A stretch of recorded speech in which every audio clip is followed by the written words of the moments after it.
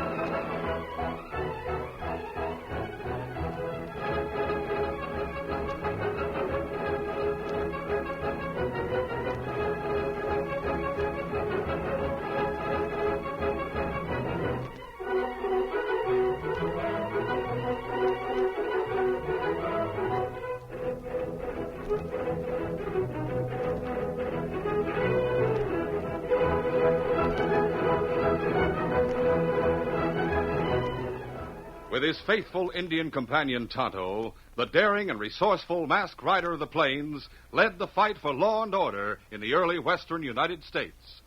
Nowhere in the pages of history can one find a greater champion of justice. Return with us now to those thrilling days of yesteryear.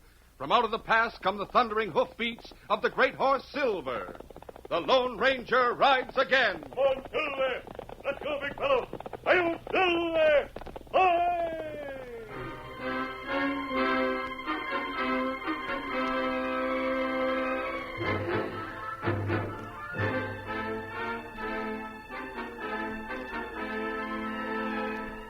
Gopher Canyon was devoid of vegetation.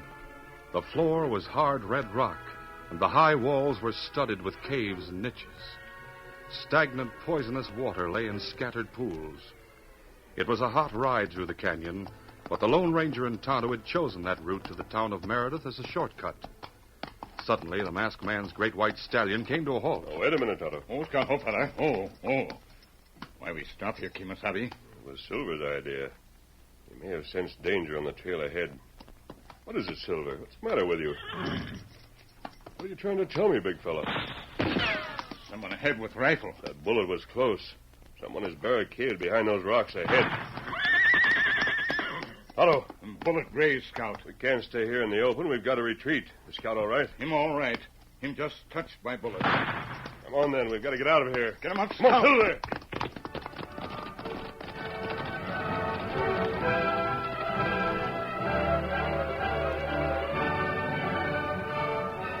The Lone Ranger and Tonto raced along the back trail to the beginning of the canyon, then changed their course and moved along the canyon's rim until they could look down on two men who were camped behind huge rocks. Oh, fella.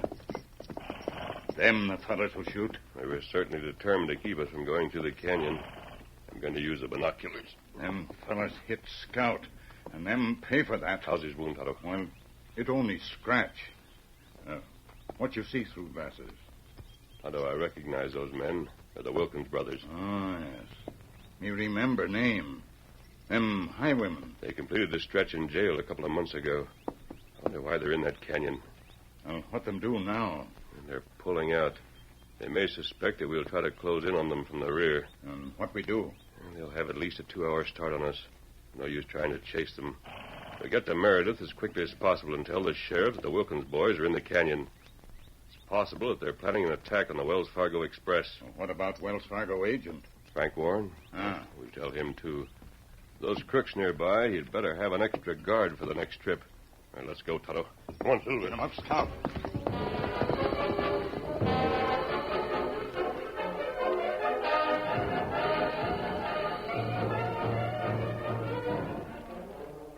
Murder had struck in the town of Meredith, and the victim was Frank Warren, local agent for Wells Fargo.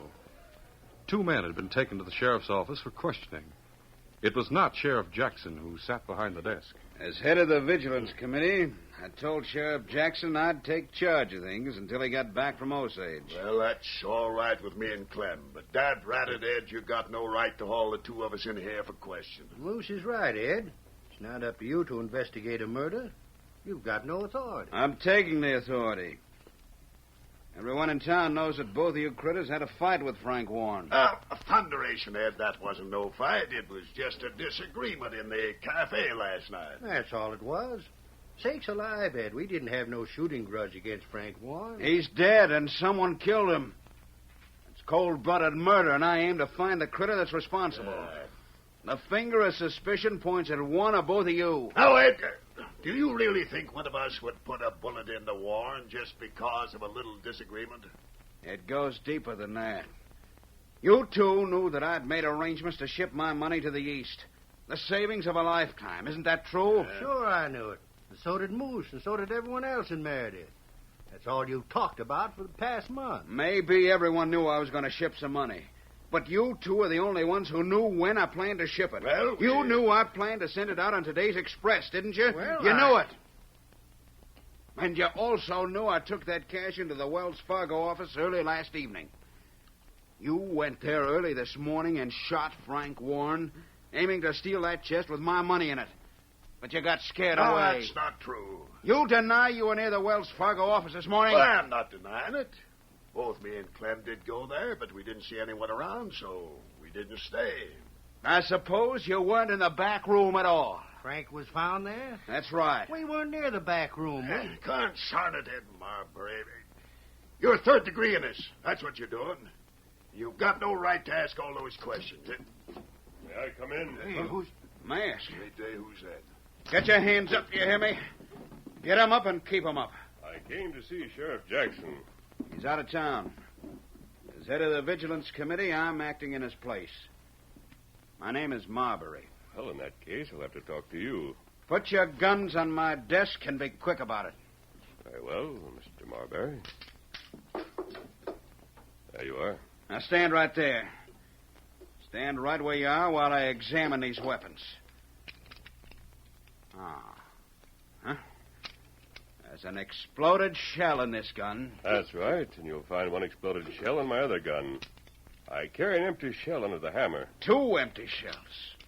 And it was 2 bullets that killed Frank Warren. Frank Warren, the Wells Fargo agent? You're acting mighty surprised. I'm not acting. I didn't know he was dead. I'd hoped to speak to him. He's dead, all right. Shot twice. And it's downright suspicious that you have 2 exploded shells, one in each gun. Oh, stop it, Marbury. You know very well at times it's customary to have an empty shell beneath the hammer, so a sharp blow won't cause the gun to go off. I'm holding you on suspicion. Take that mask off. I have no intention of taking this mask off. I came here to give some information to the sheriff. Where is he? Well, sir, he's out of town, stranger, and Marbury there is suspecting everyone of shooting Warren. You shut up, Moose.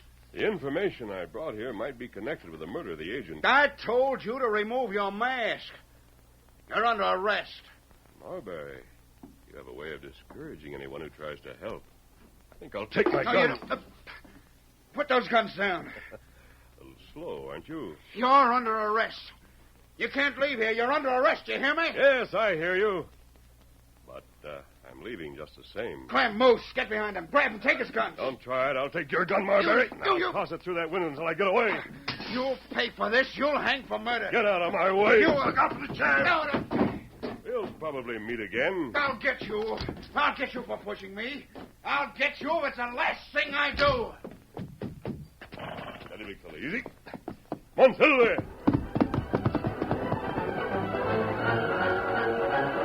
The Lone Ranger rode hard to get out of town before Marbury could pick up his gun outside the office and organize a pursuit. It was a little later when the masked man joined Tonto beyond the edge of town. Oh, Silver. Oh, easy, steady. You come plenty fast, Kimasabi. What happened? Tonto, there's been a murder in town. Frank Warren, the Wells Fargo agent, was killed sometime this morning. Oh. What sheriff say? He's out of town. A man named Marbury, head of the Vigilance Committee, has set himself up as the law. He tried to arrest me. Oh, what you do? I changed his plans. Why he want to arrest you? Because there were 2 used cartridges in my guns. He's ready to charge anyone with murder to solve the Warren case. You tell him about Wilkins brothers? No, I didn't get a chance to tell him anything. We'll wait until the Wells Fargo wagon arrives. We'll tell the garden driver about the Wilkins brothers before they set out toward Gopher Canyon. Oh, me savvy. They'll listen to us. They'll be more likely to pay attention to what we say. That fellow Marbury. Meanwhile, we've got to keep an eye on Marbury. The way he's going, he's likely to hang an innocent man for the murder of Warren. Tonto, I want you to go into town and keep an eye on him and on anyone he jails. Learn all you can about Frank Warren's murder.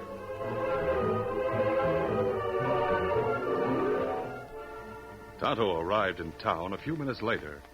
He watched unobtrusively as Ed Marbury forced Clem and Moose to walk ahead of him to jail, where Sam Stevens, a grizzled old deputy, was in charge. Get that door open, Sam. Why, great day. You're not going to jail Moose and Clem, are you, Marbury? I said open the door.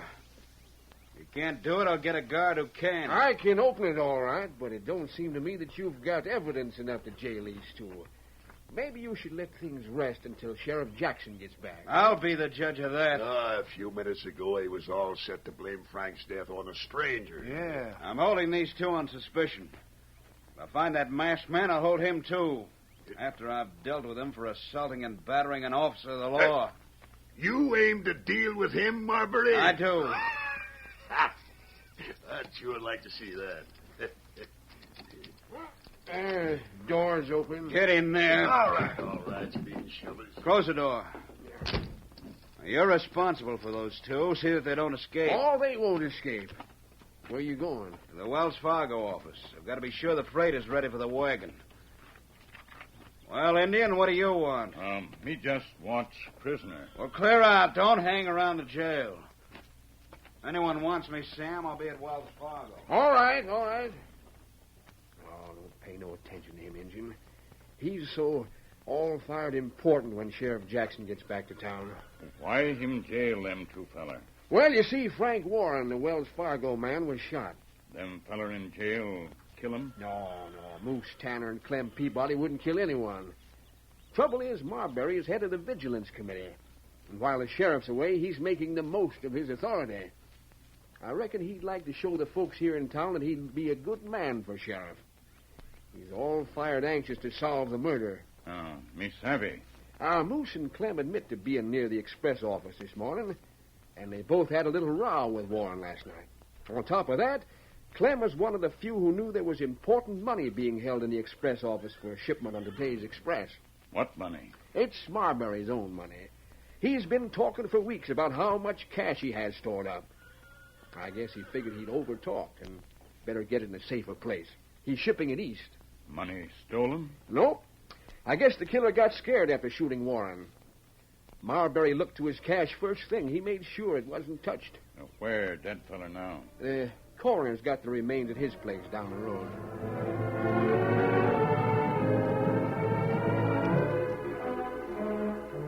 The Lone Ranger heard Tonto's report and went directly to Doc Hathaway, the coroner.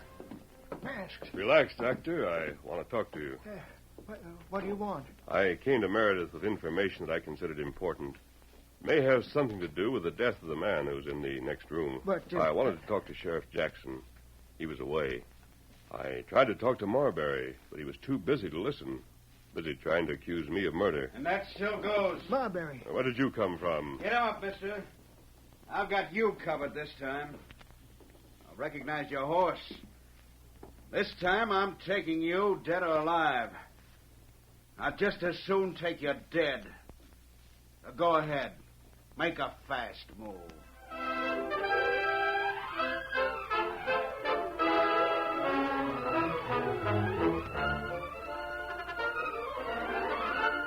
The curtain falls on the first act of our Lone Ranger story. Before the next exciting scenes, please permit us to pause for just a few moments.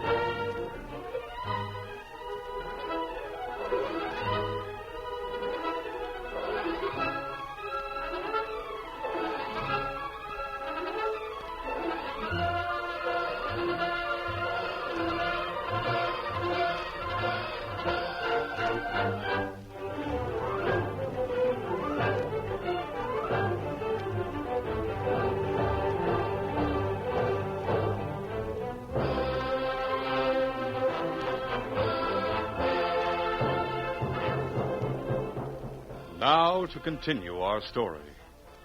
The Lone Ranger stood in the coroner's office with his hands at shoulder level. Ed Marbury was just 3 paces away with a gun drawn. So I'm under arrest, Marbury. Right. And the charge against me? Murder.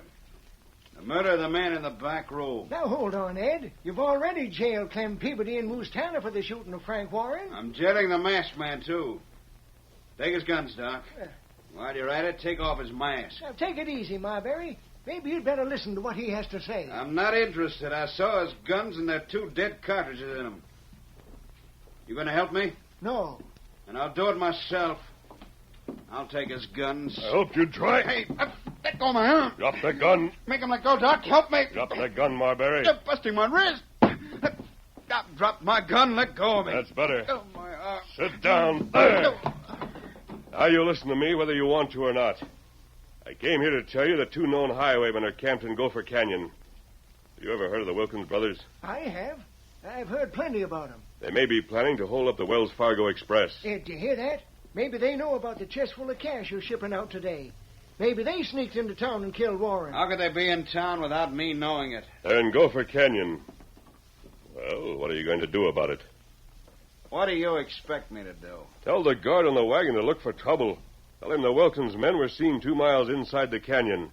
And put an extra guard on the wagon. There's the wagon now. Wells Fargo's just pulling in. I've got to open the office for him. All right, pick up your gun, Marbury, and get going. What you going to do, Ed? You going to put on extra guard on the wagon? I'll go on that wagon myself. And if you're still around when I get back, I'll settle with you. I may wait for you. Well, there he goes, crossing the street. He's ornery, but he's got a lot of nerve. I may have misjudged him. He sure got steamed up when he found out that Frank Warren had been shot. Oh?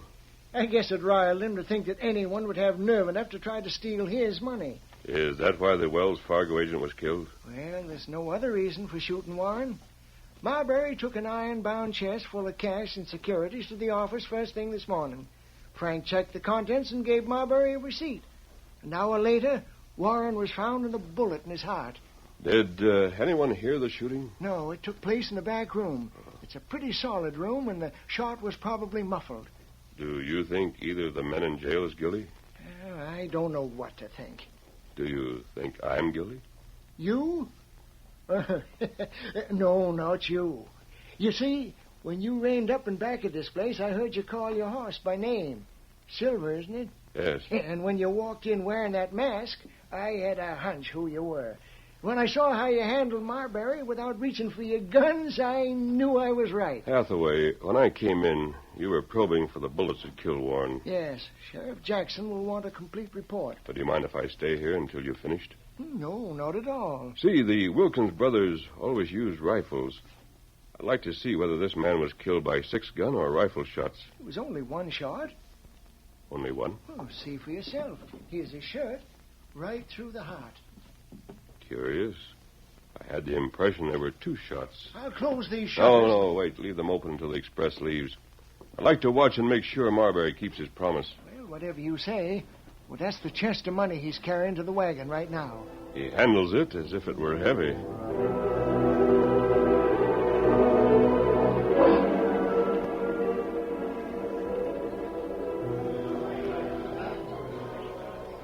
Hey, Tennessee, give me a hand with this chest. It's heavy. Sure enough, Mr. Marbury. Let me get my shoulder beneath it. Now, She goes. there. Oh, weighed most a ton. What's in it? Gold. You hear that, driver? Yeah. I'll have to watch sharp on this trip. You'd better be prepared for trouble, Tennessee. Yeah?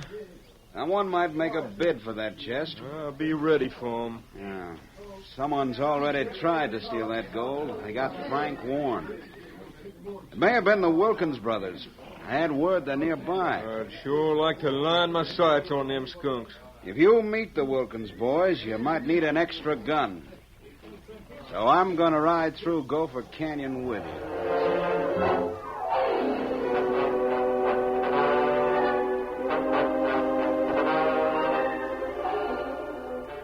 From inside the coroner's office, the Lone Ranger watched the Wells Fargo wagon leave town, with Ed Marbury riding alongside as an extra guard. The masked man waited a few minutes longer, received a report from the coroner, then joined Tonto on the shady side of the Wells Fargo office. I waited for Dr. Hathaway to remove the bullet that killed Frank Warren. You see wagon leave? Yes, Tonto, I noticed that Marbury went along. That's right. You think maybe better we go too? I don't think it's necessary. Wilkins' brothers still in Canyon. Marbury knows they're there. He'll be on guard. Those brothers can't turn back the express wagon as they did us. You think Wilkins killed Warren? Oh, I doubt it, Tonto. The bullet that was taken from his body was a pistol bullet, a .45 caliber. Oh. The Wilkins men have always used rifles and sawed-off shotguns. That's right. Of course, it's possible that they shot Warren with a 6-gun, but I doubt it. Coroner come this way. Who, the coroner? Yeah. Hey there! Hey, you, mister! Yes, what is it, Hathaway? I've got something to tell you. It may be interesting. What is it? You left as soon as I removed the bullet from Frank Warren's body. Yes. After that, I probed a little deeper and found out something. You were right. Right? About what? I told you that Warren had been shot only once, but you said you thought he'd been shot twice. Yes. I don't know how you guessed that, but you were right. I was. There was just one bullet hole in his shirt, but I found 2 bullets in the body. 2? One of those rare cases, it wouldn't happen again in a million times. The second bullet struck him in exactly the same place as the first. The same kind of bullet? Yes, and I thought you'd like to know. Thanks, Doctor. What were you going to say? Wait a minute. I know who killed Frank Warren. You do? Otto, come with me. We're going to the jail. We've got to travel fast, and we're going to need some help.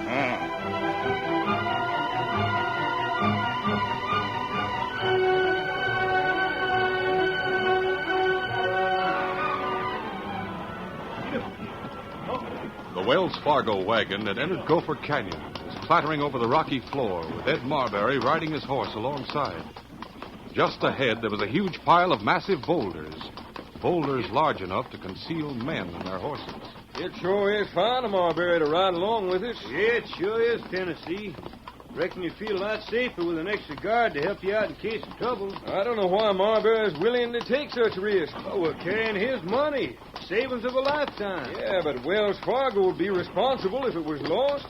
Marbury wouldn't be out nothing. Hey, you, driver. Yeah, Mr. Marbury. Stop the horses. Did he say stop the horses? Yeah, that's what. You better do it. Ho, ho there, ho. Ho now, ho. Easy there. Ho. Ho there. Ho, boy. What's the trouble, Marbury? Get your hands up and keep them there. You too, guard. Hey, what in thunder you... Marbury, why are you holding a gun on? Throw down the shotgun. Here you are. Hey, boys. Hank, Steve, come on. I got 'em covered. Of all the double-crossing low Get your hands up. Tennessee, look who's coming. The Wilkins brothers. Come on, boys. We'll make short work of this job. So you're in cahoots with the Wilkins brothers. What's it look like? Oh there, ho. What are you doing here, Marbury? Didn't you trust us to do the job? You two were seen in the canyon. Yeah, we know it. We tried to drop the 2 that saw us, but the range was too far for straight shooting. I came along so there wouldn't be someone else. Now hold your guns on these 2 while I unlock the chest and dump out the cast iron. I'll open it up right here on the floor of the wagon. Tennessee, did you hear that? That chest is full of iron. Marbury said it was gold. So there was your scheme, huh, Marbury? You got a receipt for a lot of gold. You're going to make out it was stolen so Wells Fargo will make good the loss. Keep your hands up. We are. You can't get away with this, Marbury. You got no receipt for gold. Oh, yes, I have. I don't believe it. Frank Warren would never have signed a receipt without seeing and appraising the gold and then sealing the box. He signed the receipt. Signed it at the point of my 6-gun. Then you killed him so he couldn't talk. Why, you So on... you're the one that killed him. I've made my plans mighty careful. Here's the iron, boys. What'll we do with it? You'll have to put it in your saddlebags and carry it away so it won't be found. Now? Now, first the guard and driver got to be shot. That's what I thought. You might as well drill them right now. Of all the cold-blooded ornery low Let down. him have it. You take the guard. I'll take the driver. Right. Hey, where'd that shot come from? Hey, look back there. Tennessee, look. Someone's coming. Kill those 2. Hurry and get them. Oh, that hit my rifle. Jump him. Right. Look out. Get it. Get my rifle to bear out. Oh, I'm hit. We got to vamoose. Let me get a shot at him. Not today, partner. Tennessee and the driver leaped into action and fought desperately, knowing that they were fighting for their lives. They were outnumbered by the Wilkins brothers and Ed Marbury, but they didn't have to fight for long. The Lone Ranger closed in quickly. Oh, easy. Steady me, fella. We'll help you. Tonto was close behind the masked man, and then the fight was ended quickly. It was all over by the time the Lone Ranger and Tonto were joined by Sam the jailer, the coroner, Clem and Moose, who had been let out of jail.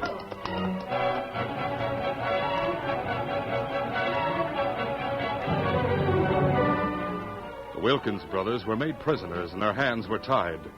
They sat glum and silent while the doctor examined the wound in Marbury's shoulder.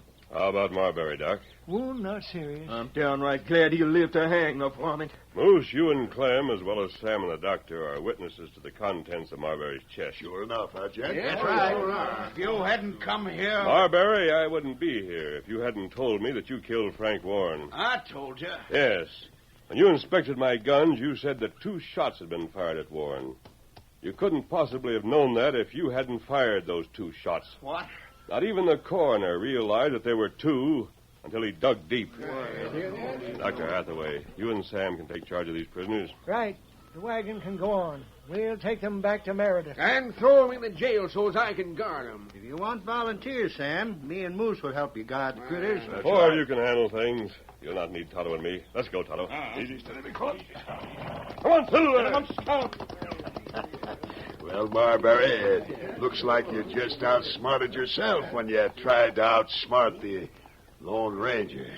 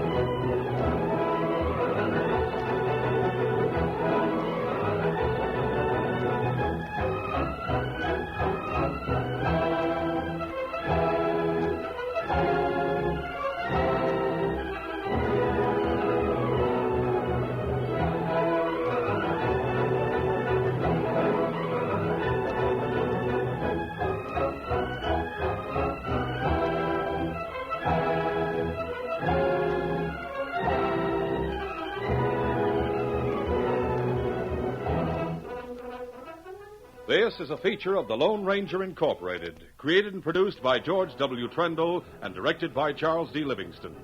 Tonight's story was written by Franz Stryker. The part of the Lone Ranger is played by Brace Beamer.